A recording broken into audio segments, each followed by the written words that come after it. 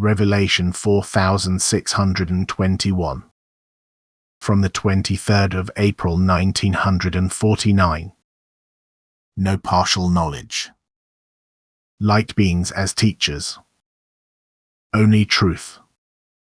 I tell you that you need have no doubts about the truth of the revelations offered to you from above, because I myself watch over what spiritual knowledge is imparted to you, and because I will never ever tolerate erring or untrue forces making use of you in order to impart their spiritual knowledge to people.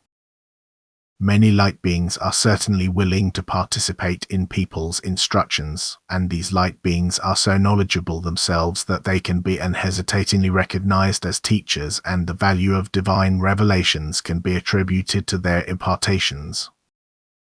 For as soon as a being is receptive to light, it dwells in the kingdom of light, and since it always receives light, can also constantly emit light. These will only impart purest truth to people. Moreover, they always act in my will, which is also their will.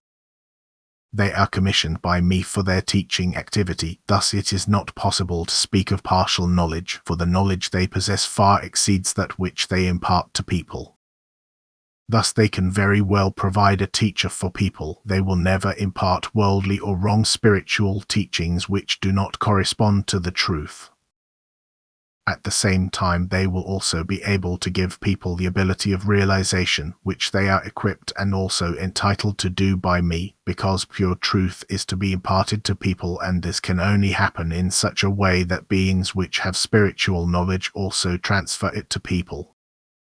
As soon as a person has prepared himself to receive spiritual gifts, as soon as he is in contact with the spiritual kingdom and receives mental knowledge in a fully conscious state, light beings are his teachers, for this spiritual state completely corresponds to my will. It is a degree of ascent development which all people should strive for. Thus such people will not allow themselves to fall into the power of beings which want to impart misguided mental knowledge to them and harm the souls instead of leading them towards perfection.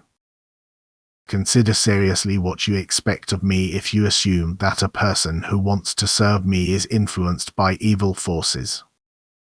You then either deny me love or wisdom or power if I could not or would not prevent such.